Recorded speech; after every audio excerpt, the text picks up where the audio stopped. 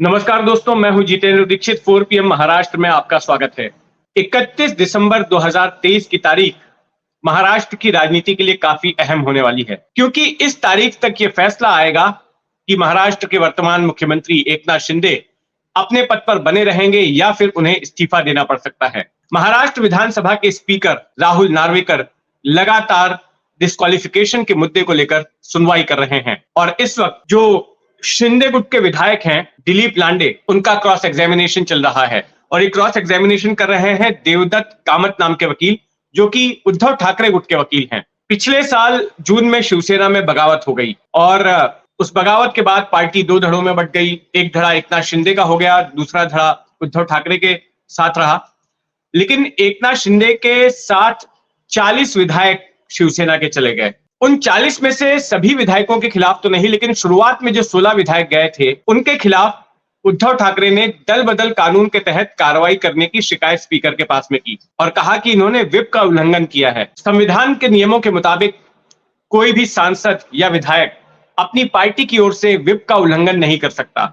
हर party अपनी ओर से एक ऐसे सांसद या विधायक को नियुक्त करती है जिसको कि व्हिप के अधिकार दिए जाते हैं और व्हिप जो भी जारी किया जाता है 2 लाइन का, 4 लाइन का, वो सभी पार्टी के सांसद या विधायकों पर बाध्य होता है उसको अमल करना, उस पर अमल करना और उसको मानना। तो ऐसा ही व्हिप जारी किया गया था एक बैठक के लिए उद्धव ठाकरे गुट की ओर से जब एकनाथ शिंदे की बगावत की खबर आई थी। तो शुरुआत में ये खबर आई कि 16 लोगों ने वो बैठक नहीं ज्वाइन की, बैठक में शामिल नहीं हुए और इसकी वजह से उनके खिलाफ डिस्क्वालिफिकेशन की प्रोसीडिंग इनिशिएट करने की मांग उद्धव ठाकरे ने की।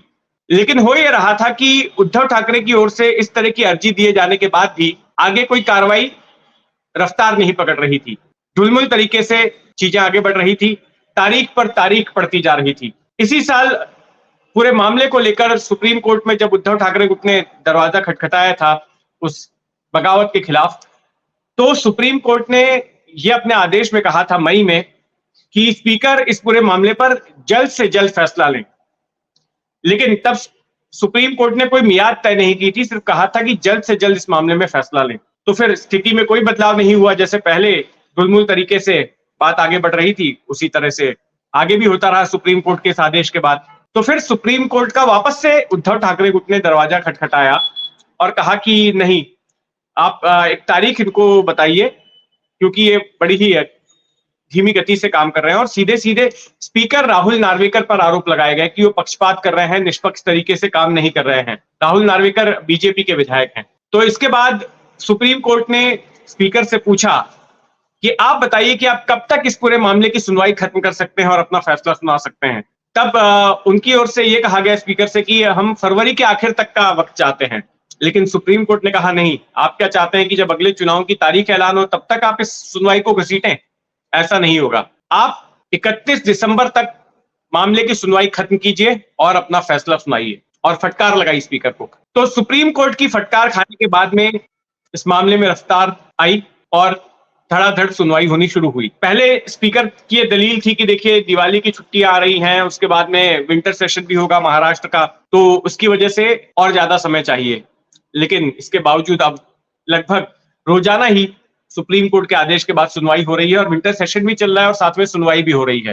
तो हुआ ये कि पहले जो उद्धव ठाकरे गुट के व्हिप थे सुनील प्रभु और उनके गुट के विधायक थे, उनका बयान दर्ज किया गया। फिर बाद में महेश जेठमलानी जो कि देश के नामचीन वकील हैं, वे एकनाथ शिंदे गुट की तरफ से आए और उन्होंने क्रॉस एग्जामिन किया सुनील प्रभु को। और अपने क्रॉस एग्जामिनेशन में उन्होंने इस बात को रेखांकित किया कि जिस व्हिप के आधार पर पूरा मामला खड़ा किया है उद्धव ठाकरे गुट ने, वैसी तो कोई व्हिप जारी ही नहीं की गई।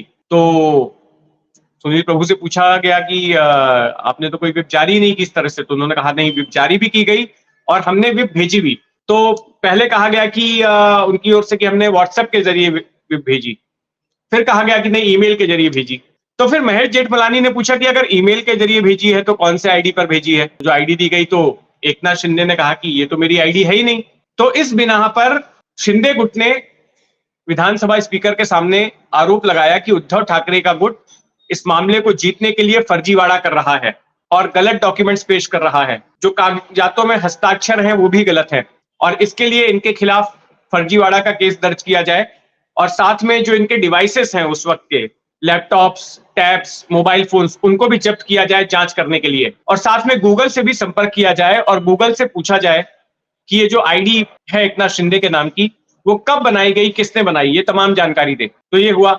अब एक बार जब उद्धव ठाकरे गुट के विधायकों का क्रॉस एग्जामिनेशन खत्म हो गया, तो उसके बाद अब एकनाथ शिंदे गुट के विधायकों का क्रॉस एग्जामिनेशन शुरू हुआ है, और इस वक्त क्रॉस एग्जामिनेशन चल रहा है दिलीप लांडे का। जब शुरुआत में बगावत हुई तब दिलीप लांडे उद्धव ठाकरे के साथ ही थे। 22 जून 2022 को एक बैठक आयोजित की उद्धव ठाकरे ने।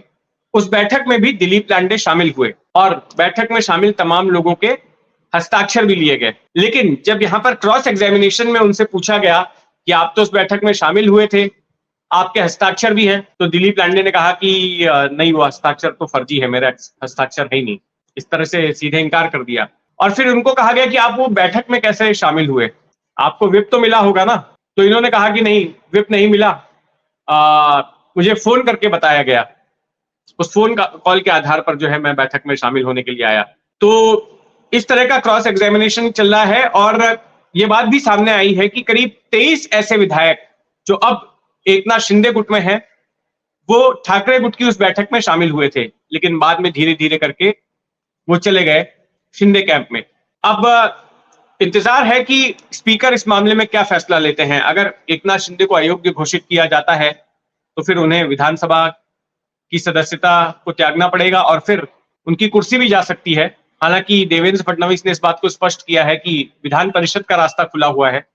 अगर विधानसभा की सदस्यता जाती है तो विधान परिषद के वो सदस्य बन सकते हैं और फिर अपनी कुर्सी पर बरकरार रह सकते हैं।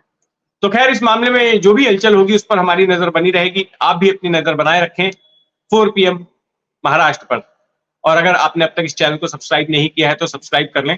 और इस खबर पर आपकी क्या राय है हमसे जरूर साझा करें, नीचे कमेंट बॉक्स में अपनी बात जरूर रखें। धन्यवाद।